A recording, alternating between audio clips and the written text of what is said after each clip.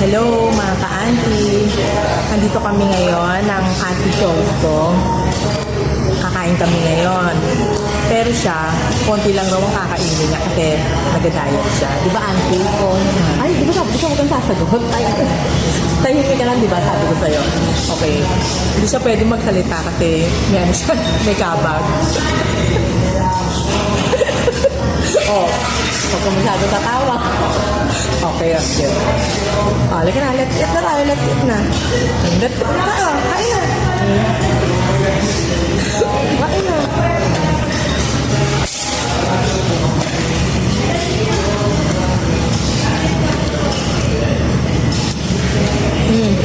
Ano? Ano lasa ng manok? Sarap.